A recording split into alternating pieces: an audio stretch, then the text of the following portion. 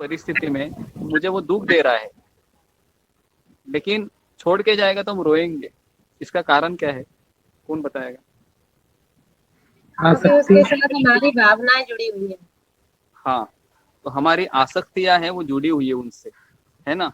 तो ये तो अभी सब कुछ ठीक है, तब तक ये मन के विचार प्रकट नहीं हो रहे, लेकिन जैसे ही वो व्यक्ति चला जाता है हमेशा के लिए, तो सारे मन, वो स्टोर हाउस है हमारे मन में, सारे प्रकट हो जाते हैं। और फिर हम बहुत रोते हैं, बहुत रोते हैं। मुझे अभी भी याद है, हमारे मंदिर में एक ब्रह्मचारी थे, इतना ट्रेनिंग लिया था, इतना लेक्चर वो अटेंड किए थे, एकदम पूरे ऐसे ब्रह्मचारी थे कि बहुत बड़े बड़े प्रवचन भी देते थे वो। लेकिन जैसे ही उनको पता चला मेरी बहन, मेरे बहन मर गई है, उनका बहन का देहांत हो गया, तो उनको जब मैसेज आया तो अभी भी रोए नहीं वो। लेकिन ट्रेन में बैठे, ट्रेन से जा रहे थे अपने बहन के पास, तो भी रोए नहीं वो। लेकिन जैसे वहां पर चले गए, उस माहौल को देखा, तो वो बोल रहे थे कि सबसे ज्यादा मैं ही रोया वहां पर। कहने का अर्थ है कि हम हमारी भावनाओं को हम ऐसे लॉक कर सकते, वो प्रकट हो जाती है, फिर हमारा कोई नियंत्रण नहीं होता है उसके ऊपर। इसके लिए ये भावना को हमको कृष्ण से जुड़ना है। रोना है तो कृष्ण के लिए रो, हंसना है तो कृष्ण के साथ हंसो, है ना, जीना है तो कृष्ण के साथ जियो, तभी इसको कृष्ण भावना कहलाती है। तभी हम दुखों से बच सकते हैं। नहीं तो ये संसार इतना क्रूर है ना, हम किसी को पता नहीं है कि हम कभी जाने वाले हैं। किसी को पता है यहाँ पर कि मैं कभी मरने वाला हूँ? किसी को पता नहीं है ना। अभी हम यहाँ पर सेशन ले रहे हैं, पता नहीं भविष्य क्या है कि नहीं।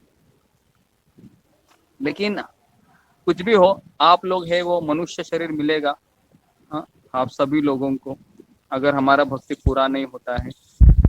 लेकिन फिर भी हमारा लक्ष्य क्या होना चाहिए कि इसी जन्म में मुझे भगवान के धाम जाना है, वापस जन्म नहीं लेना है मुझे।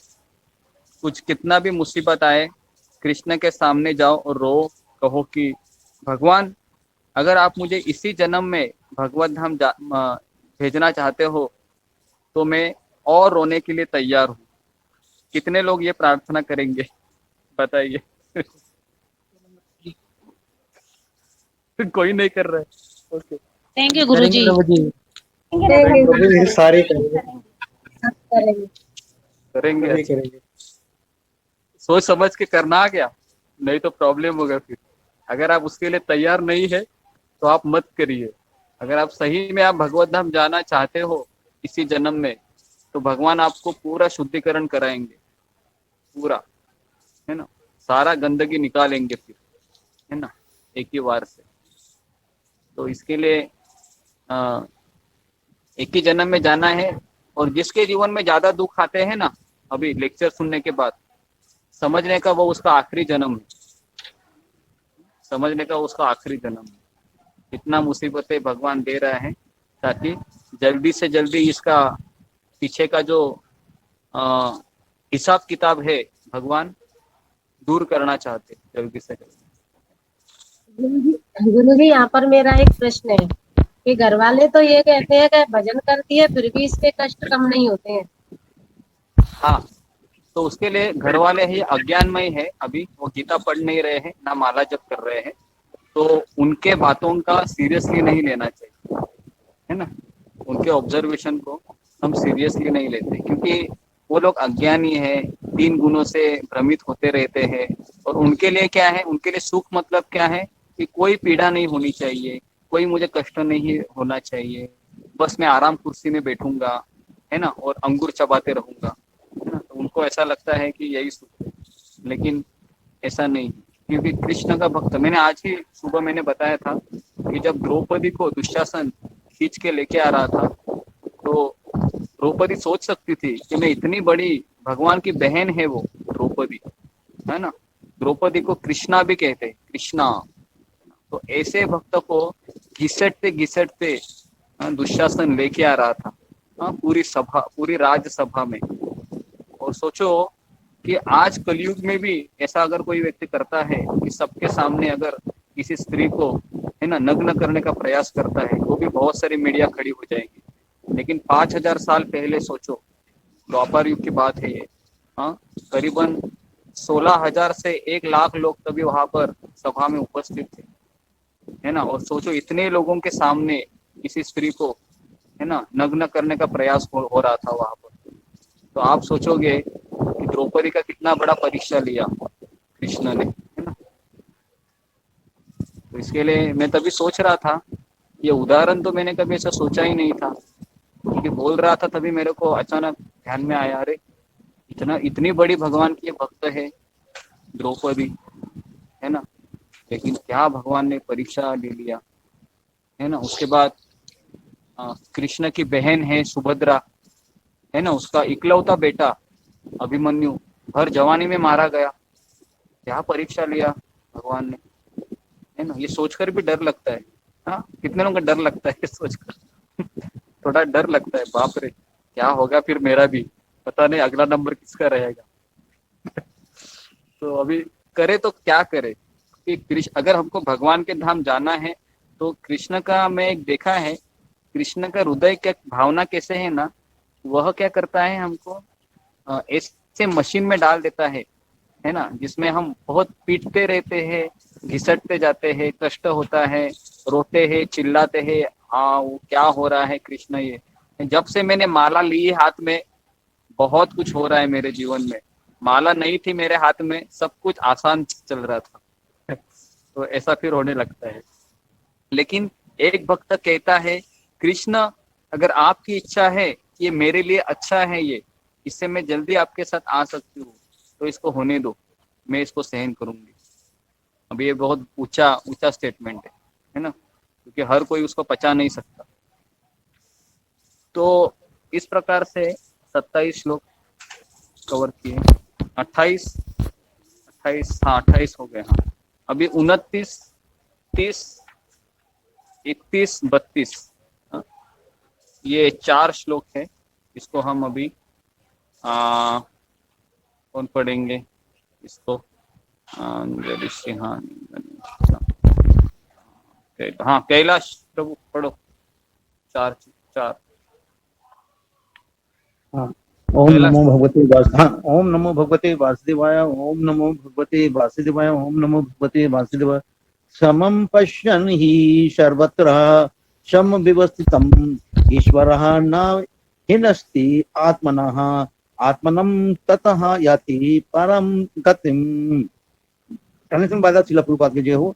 जो कौन सा व्यक्ति श्लोक पढ़ रहे परमात्मा कैलाश जी आप? कौन सा 29 श्लोक पढ़ रहे? 29 29 हाँ 29। 29 हाँ हाँ जो व्यक्ति परमात्मा को सर्वत्र तथा प्रत्येक जीव में समान रूप से वर्तमान देखता है, वह अपने मन के द्वारा अपने आप को भ्रष्ट नहीं करता। इस प्रकार वह दिव्य घनत्व को प्राप्त करता है।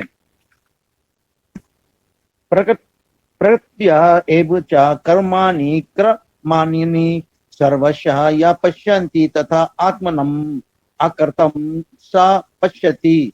शिला प्रभुपाद की जय हो। जो यह देखता है कि सारे कार्य शरीर द्वारा संपन्न किए जाते हैं, जिसकी उत्पत्ति प्रगति से हुई है, और जो देखता है कि आत्मा कुछ भी नहीं करता, वही यथार्थ में देखता है। इदाभूत पृथक भावम एक चिष्टम अनुपश्यन्ति तत् एव च विस्तरम ब्रह्म सम्पदते ततः। शिला प्रभुपाद की जय हो। जब विवेकवान व्यक्ति विभिन्न भौतिक शरीरों के कारण विभिन्न स्वरूपों को देखना बंद कर देता है और यह देखता है कि किस प्रकार से जीव सर्वदा फैले हुए हैं, तो वह ब्रह्म बोध को प्राप्त होता है। हरे कृष्ण। ओके, हरे कृष्ण, धन्यवाद। 31 तक पढ़ा ना? 21 पढ़ा आपने, 21, ठीक है। तो अभी देखिए, हाँ 29वें श्लोक में बताया है, समम पश्यन् ही सर्वत्र, मतलब समान भाव से, सम मतलब समान भाव से, पश्यन् ही वह देखता है, सर्वत्र सर्व अवस्थितम ईश्वरम, और समान रूप से वो ईश्वर को भी देखता है, परमात्मा को। नहीं न हिनस्ति आत्मना आत्मानाम, उसका अधोगति नहीं होता है, और वह तत् याति पराम गति, और फिर मेरे पास आता है। तो इसके लिए जीवात्मा जब भौतिक जीवन का स्वीकार किया है, इसके लिए अभी उसका जो जीवन है वो अलग है। वो रिक्शा चलाता है, ट्रेन पकड़ता है, बस पकड़ता है, लैपटॉप खोल रहा है, 10 घंटा उस पर लगा रहा है। ये हमारा स्वरूप स्थिति नहीं है। हमारा स्वरूप स्थिति है कि मैं कृष्ण के साथ उनकी सेवा करूं, है ना, उनका मित्र रूप में उनकी सेवा करूं, या उनका माधुर्य भाव में गोपी के रूप में उसकी सेवा करूं। तो ये हमारा वास्तविक स्वरूप स्थिति है। बद्ध मतलब 3 गुणों का प्रभाव मेरे ऊपर है, मेरे आत्मा के ऊपर 8 आवरण है। तो उसके लिए मेरा आत्मा लॉकडाउन हो गया है इस शरीर में। लॉकडाउन मतलब अभी ये संघर्ष कर रहा है आने के लिए। तो जितना हम गुरु का आश्रय लेंगे उतनी मात्रा में ये अहंकार छूट सकता है। और अगर हम सेशन अटेंड करेंगे और अपने ही मनमानी से चलेंगे तो कभी भी हमको कृष्ण समझ में नहीं आएंगे। तो उसके लिए कृष्ण भावना ये सीक्रेट है, रहस्य है। वो ऐसे ही तुरंत हमको पता नहीं चलता है कि हाँ अभी मैं कृष्ण भावना में। ये तो आपको गुरु का आश्रय लेने के बाद ही समझता है, क्योंकि कृष्ण देखता है ना, कृष्ण तो हमारे हृदय में है। ये कितना एरोगेंट है, कितना हम्बल है, कितना सहनशीलता है, ये कृष्ण को पता है, सब पता है ना। और वो कभी कभी हमारे व्यवहार से भी दिखता है। जैसा नम्र व्यक्ति रहेगा तो उसको देखने से पता चलता है कि ये नम्र है, बातें करने से पता चलता है। लेकिन कोई एरोगेंट है तो जोर जोर से बोलेगा, आवाज करेगा, है ना। तो उसके लिए ये नम्रता ये ऐसा गुण है जिसके लिए भगवान है वो बिक जाते हैं।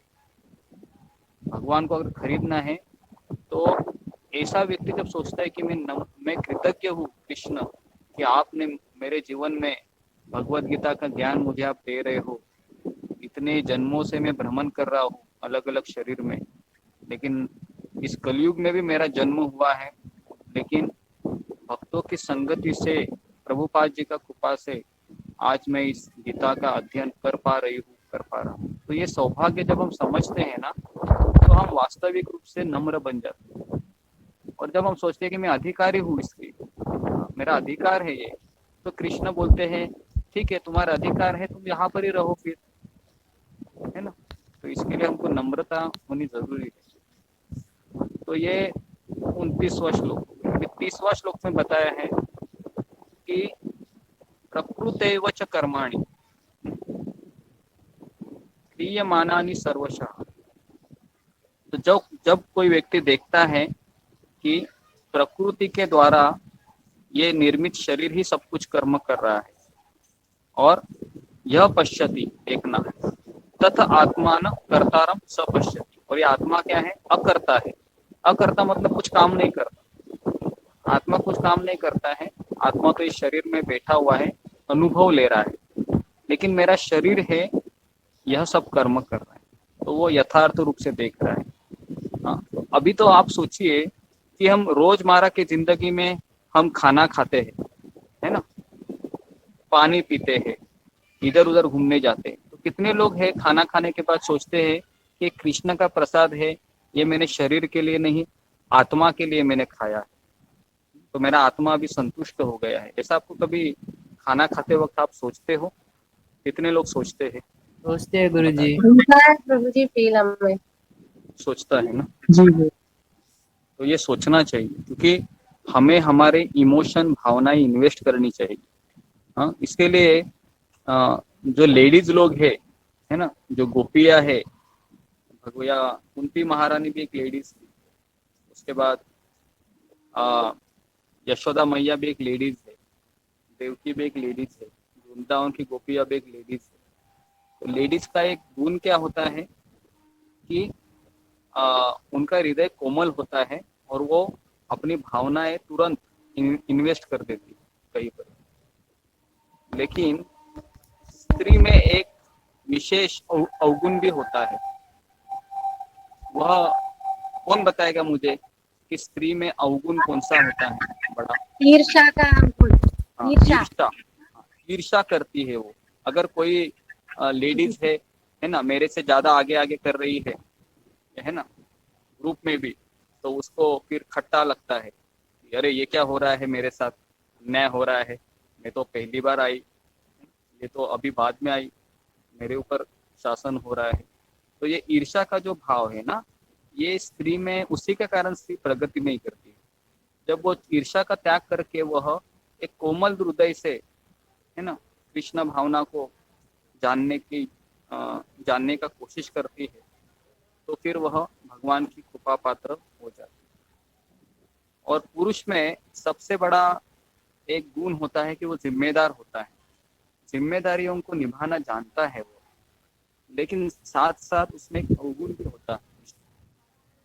कौन बताएगा मुझे उसमें? अभिमान होता है गुरु जी पुरुष में। मैं हाँ, अहंकार होता है, ईगो होता है ना। चाहे पत्नी कितनी भी ज्ञानवान क्यों ना हो, वह कभी बर्दाश्त ही नहीं कर सकता कि मेरी पत्नी मुझे अभी सिखाएगी क्या।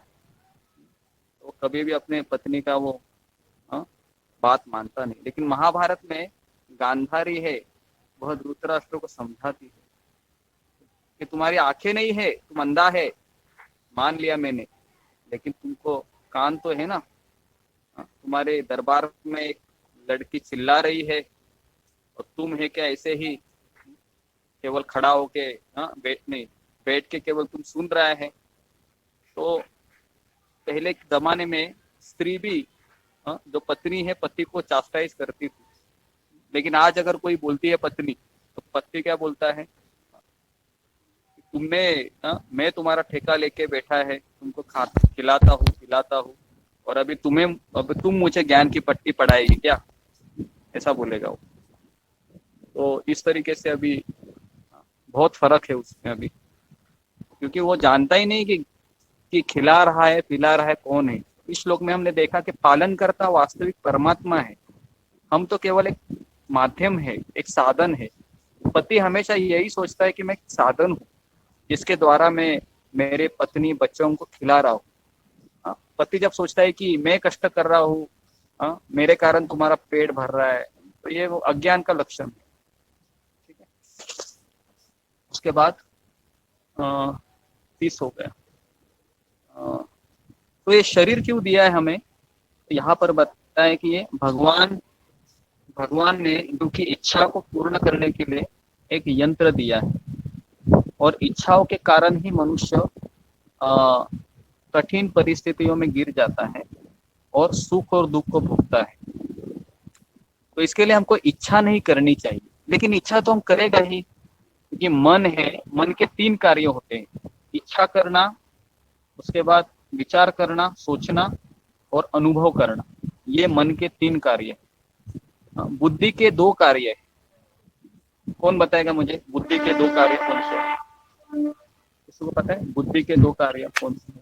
बुद्धि चिंतन करना और बुद्धि के 2 कार्य की डिस्क्रिमिनेशन।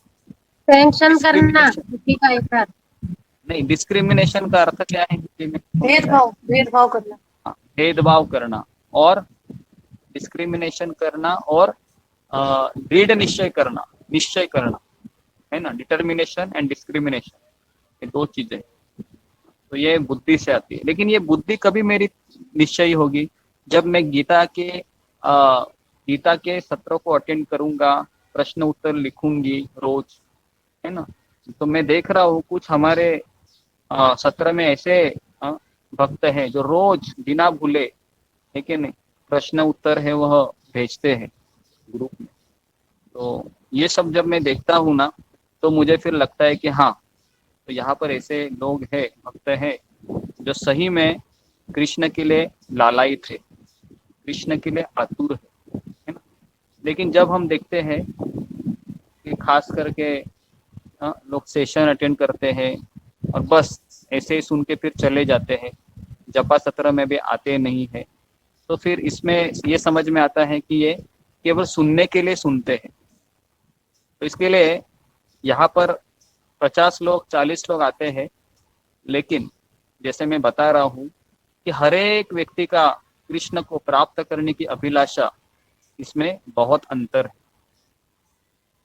ना। तो इसके लिए हर एक व्यक्ति है वो कृष्ण को प्राप्त नहीं कर पाता। इसके लिए भले वो एक ही पाठशाला में बैठे हैं, एक ही क्लास में बैठे हैं। जैसे क्लास में हम देखते हैं कि मान लो 10वीं का कक्षा है, 100 लोग बैठे उसमें, है ना, 100 लोग क्लास को सुन रहे हैं, लेकिन फर्स्ट या सेकंड केवल वही व्यक्ति आता है जो कुछ प्राप्त करने की अभिलाषा रखता है ना। तो ये भी इसी तरह से है। जितना आप कृष्ण के लिए लालायित रहोगे, उतना कृष्ण आपको अंदर से प्रेरणा देंगे और संघर्ष करने की शक्ति प्रदान करेंगे। तो ये हो गया हमारा 30 श्लोक।